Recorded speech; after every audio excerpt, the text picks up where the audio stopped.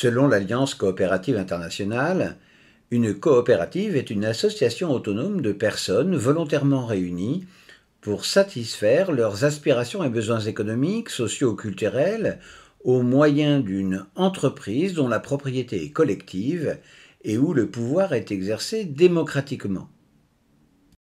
En droit français, cette entreprise prend la forme d'une société où au moins 3 associés vont sur leur patrimoine personnel prélever des biens ou de l'argent pour faire des apports à la SARL, à la SA ou la SAS qu'ils constituent par contrat et former ainsi le capital social minimum requis pour la personne morale.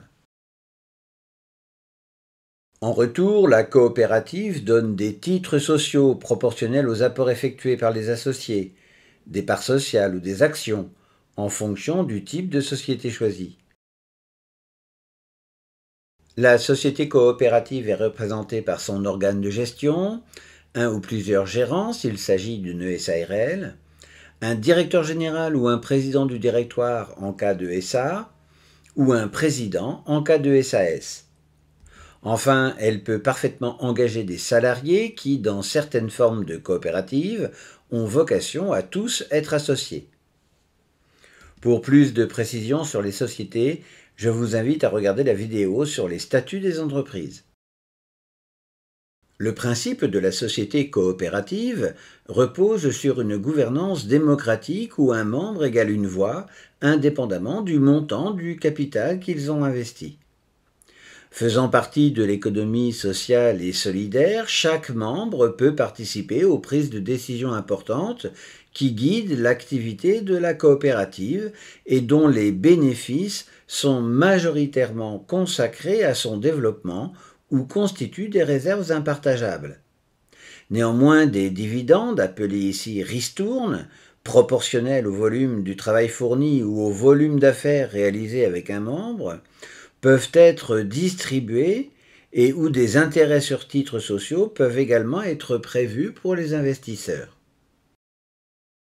La coopérative ne poursuit pas un but lucratif, mais elle est guidée par des valeurs auxquelles les membres doivent adhérer, comme l'équité, la justice sociale, l'égalité, le développement de l'individu ou la protection de l'environnement. Les membres s'engagent dès lors à utiliser les services proposés par le groupement afin d'en assurer la stabilité et la prospérité à long terme.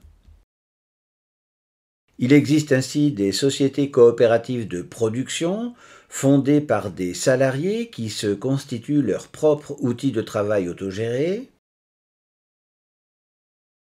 des coopératives d'utilisateurs qui cherchent à grouper l'achat de produits ou de services pour en diminuer le coût, voire en améliorer la qualité en faisant jouer leur puissance d'achat, et notamment des coopératives de clients, de services bancaires ou de crédit, dont les exemples s'affichent ici. Des coopératives constituées d'entreprises désireuses de mutualiser des moyens qui vont leur permettre d'assurer la pérennité ou le développement économique de leur activité, comme des centrales d'achat, des entreprises de logistique, de communication, de commercialisation de produits ou de services.